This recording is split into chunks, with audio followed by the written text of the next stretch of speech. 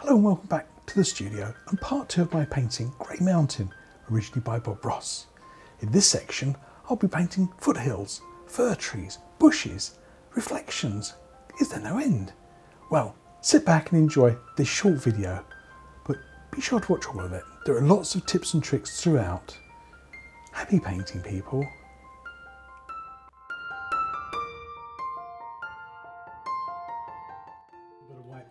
I just wanted to add another layer in here, so I just sneaked it in there. And the next thing I want to do is actually mix up some greenish colour using some of the original colours here. So I'm going to use this blue-grey colour here, and I'm going to add a little sap green into it. And I want to paint in some little distant foothills. Now that pea green colour is obviously far too bright, much too green for this background hill. It just looks all wrong, doesn't it? So we know it's not quite right, and I'm going to grey it down a little bit. I might add a little white into some of it. Rather than changing all of that, change a little bit of it. Okay, I'm just going to tap into this colour. I'm going to tap and give it a little push. You can kind of see that as I push, I let the brush skid forwards a little bit, like I'm sweeping up leaves. And I think I really want to put in a little foothill that kind of pushes my mountain back. So I'm going to go pretty much all the way across. But you see where I started there? It was no accident that I kept a little tiny hint of that yellow colour there. Maybe this colour was the right one after all. Thank goodness I didn't mix it all up, huh? Okay. Now that looks a little happier, doesn't it?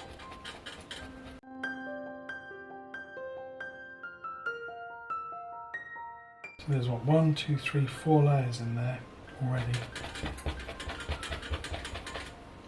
Let's grab a little of this colour, just put it down. Not big reflections, just little ones.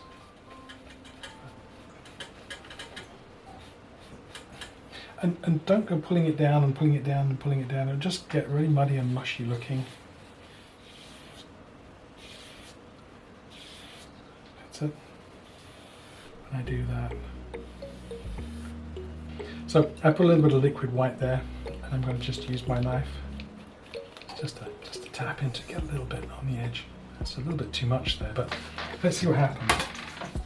And here you can use some pressure and going with it nice and level.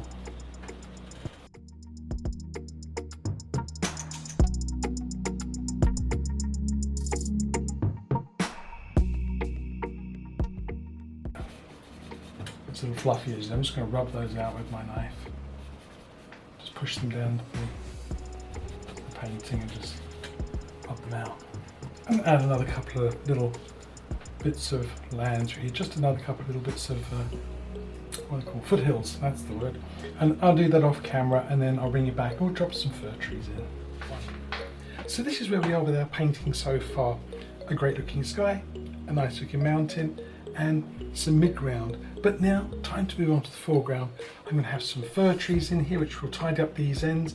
I'll put a little bit of an island on this side, and I'm going to carry on. I reposition my camera a little bit, and I'll zoom in on probably the lower 2/3 of this next little section.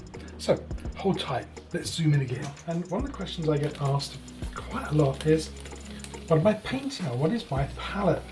This is what I'm using. It's called Reynolds Freezer Paper, and this is it's an American brand. But you can buy it on Amazon. What I'll do is I'll drop a little link down in the description below. When I realised when I looked at it, it's exactly the same as disposable oil palettes. It's the same stuff on a big roll and a fraction of the price. And I cut it off the roll and I stick it on this. This is just one of those placemats, one of those plastic placemats. I hold it on there with a little bit of tape, and when I finished I can salvage whatever paint I want, and I can just ditch this and put out a fresh one. So here's my nice dark green colour. So that's the original mountain colour from here, with some extra sap green thrown in on top, and I add a little more black to it. And I've got a couple of fan brushes here. The one with the white handle, that's going to be for the highlights. The one with the dark blue handle, that's for the underpainting. So I'm going to go through my dark green colour, and I'm going to load both sides of my brush. Give it a little wiggle, and I want to groom my brush really smooth. especially those corners. Okay, let me get that over some. See, otherwise it can end up in the middle of the brush, but you don't get anything on the corners, and it's the corners that you're using most. I like to plot and plan a little bit. I know I want a fir tree that's quite close to the edge because I don't want a raggedy edge here, and I don't really want it competing with the top of the mountain, so either bigger or smaller than the mountain. I think maybe let's go big, and I scratch myself a line. I have to know roughly how big my land is going to be, and it's going to come across to about there. I'm going to stop before I get to the center line. I don't want to break the center line. Okay, so I've got a mass over here and I've got a large mass here, so I've got two opposites. Okay, and I don't want this one to cross under this one. It'll kind of take your eye away a little bit too much. Let's give him a little friend. Again, allow a little bit of room for this one to grow, and pop him in there. Okay, maybe through here. I like dropping a little center line just to illustrate where I'm going from, where I'm going to. Little fir trees here. So if I want the branches to face down, I drop my handle down, so I'm using the natural curve of the brush. Let's do this one, that's the one you can see the clearest. And I go on just in a little corner, and I'm just tapping and pressing. I am not brushing. Tap and press. So again, I'm going to load my brush. Okay. Going with the brush sort of level, and just press on a corner. Okay. Probably compensating a little bit for the angle of the camera here, so I'm going to make these look level on screen so that it looks right to your eye, and just press.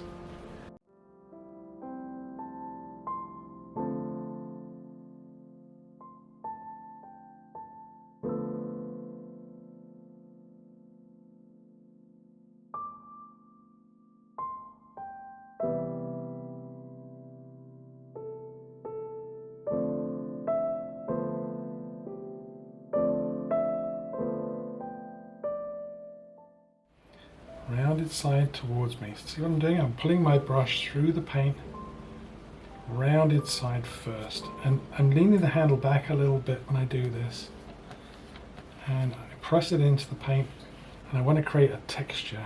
You can see that. Press, get a little texture, and I'm texturing the paint on the end of the brush. Yeah. Rounded side to the top. I'm going to paint a series of little bush shapes in here, overlapping the base of those fir trees. So think about a clock face. Go in, touch, let the bristles spring forwards and then back. Press, press, press. So you get this kind of, looks like a little kind of explosion of paint. You can change the shape a little bit so it doesn't have to look round. But the idea is I want a texture on my canvas. So there is one little bush explosion.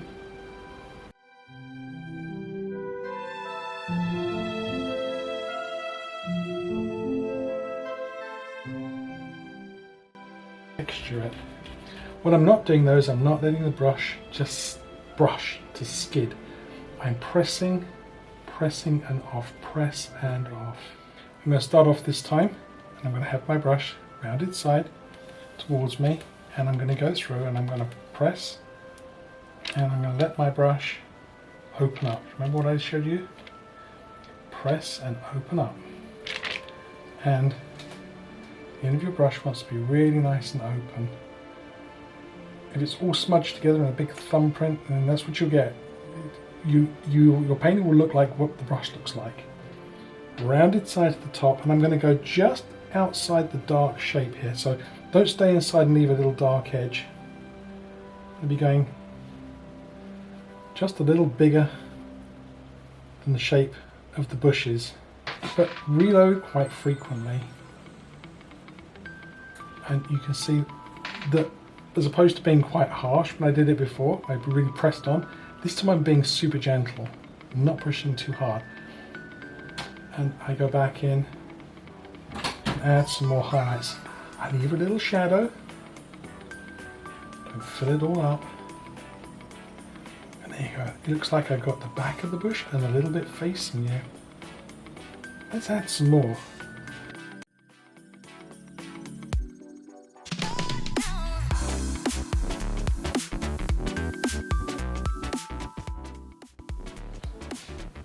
Bring this together a little bit more, but don't overdo it.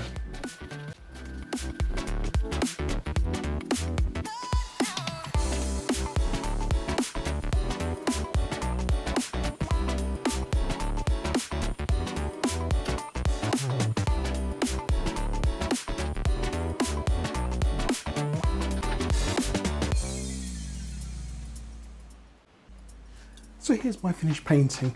I've used my palette knife and I've scraped in a few little sticks and twigs and pushed up and made a few little grasses. If you've enjoyed watching my tutorial, don't forget to give it a thumbs up, like, subscribe and leave a comment, and share this through social media with your friends and family, and let everybody else know that there's something that you've enjoyed to watch. If you want to support the channel a little bit more, there's a link down below in the description and you can buy me a coffee. I spend all the money on new materials. In the meantime, there's another little video coming on for you to watch. So happy painting, people.